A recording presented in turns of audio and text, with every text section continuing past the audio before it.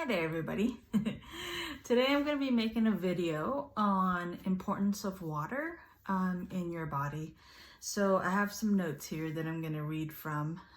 So I actually did some research online about this and also some books that I've kind of pulled from the bookshelf and for this information.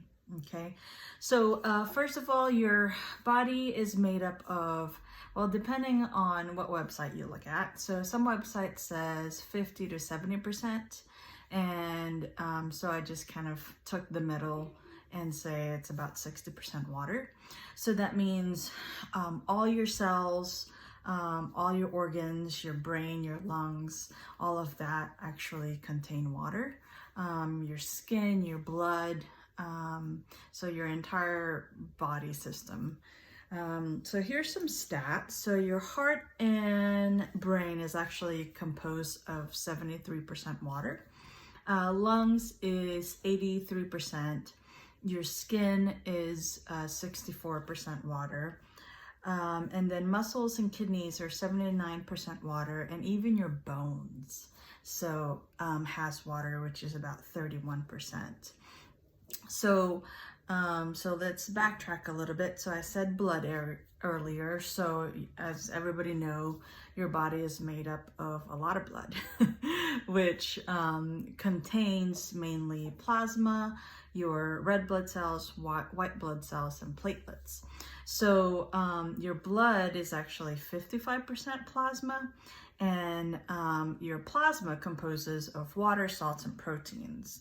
So within that, plasma is actually 90%, I guess, within the plasma, which is 55% of your blood. It's 90% water and 7 to 9% protein and 1 to 2% salt.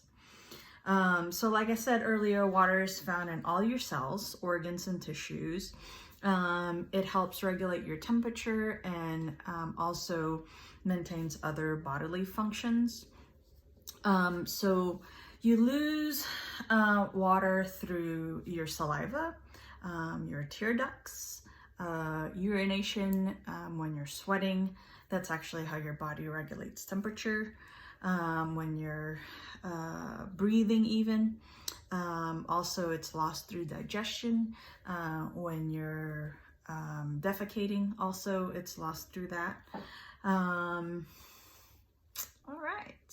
So it's also actually important because it protects tissues and your spinal cord and your joints. So within your joints, you have some lubrication in there. So there's some water in there, especially in your spinal cord as well. So like I said earlier, it's secreted through perspiration, urination, and defecation. Sweating regulates body temperature. Your kidneys is the organ that actually filters out waste, and it does it through urination. And if you are hydrated, your kidneys functions more efficiently. And so water actually also helps with nutrition absorption. So remember that your blood actually carries nutrition through your organs and all your body parts for the most part. And it does it through that. It also helps you lose weight. So it does that by, let's say that you're hungry, you think you're hungry, but you're really not hungry. So try drinking some water, and it will help kind of make you feel full, make you increase your satiety level, and that's kind of how it helps with that. Another thing that water does, it helps boost your energy and increases your metabolism, and also another thing that it does, it helps brighten your skin. And another thing that it does also is it maintains your blood pressure. So it does this so remember earlier I said that the blood has water in it. And so when it's dehydrated, your blood actually is thicker. And when it's thicker, your heart rate has to increase in order to normalize your blood pressure. So it tax your cardiovascular system. All right. Another thing that water does, it carries nutrients and oxygens to your cells. So some of my clients have actually asked me, hey, how much water should I be drinking every day? Well, that depends on a couple of things. If you're exercising, it also depends on your environment. So if it's hot or cold outside, your overall health. So like if you have a fever, if you're vomiting, if you have a UTI or a bladder infection, and if you're pregnant or breastfeeding, and then also if you're drinking caffeine. So remember that caffeine dehydrates you, and what I say to that is if you have 1 cup of caffeine, then you have to counteract it with 2 cups of water. Same thing with alcohol. So alcohol also dehydrates you, so same thing. So 1 cup of alcohol, not like shots, 1 cup of shots, but an alcoholic beverage. So 1 cup of that, I would say about 2 cups of water to counteract it. So this is based on WebMD. So how much water should you be drinking every day?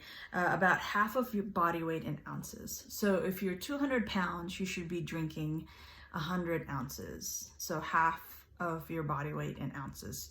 If you're, let's say, 150 pounds, that's 75 ounces of water. So in addition to that, I'd like to add also that if you're exercising, so how much water should you be drinking in addition to that when you're exercising? So during a warm-up, you should at least be drinking 8 ounces. So that's 5-10 minutes, 8 ounces already. And then within that, so 10 to 20 minutes of your workout, you should be drinking anywhere from 7 to 10 ounces.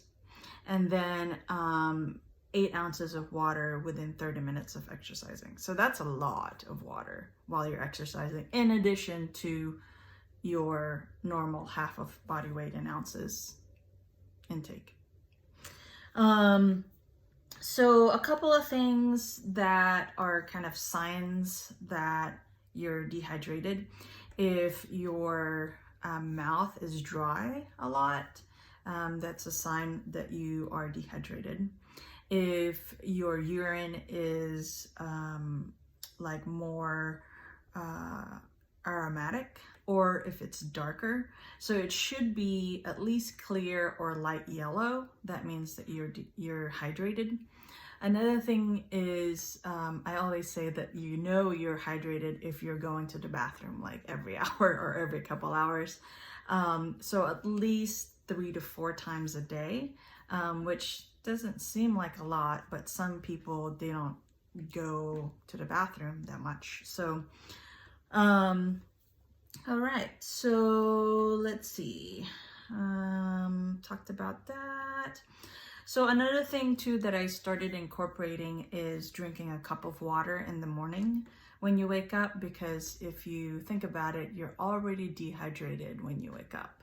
So I try to drink a cup of water prior to my coffee. And in addition to that, what I've also done is I've started incorporating some lime or lemon in my water, and also some slices of ginger.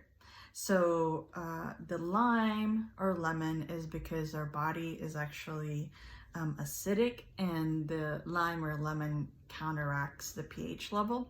And then the ginger kind of helps with your digestion and overall health. Ginger has a lot of great properties.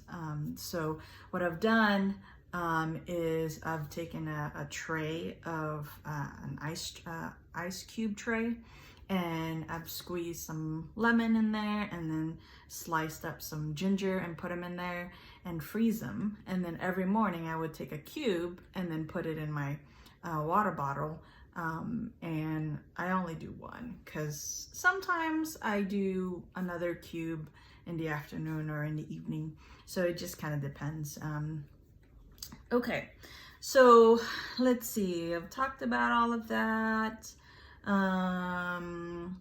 So some signs of symptoms of dehydration. So like I said earlier, extreme thirst, less frequent urination, dark color urine, also if you're fatigued.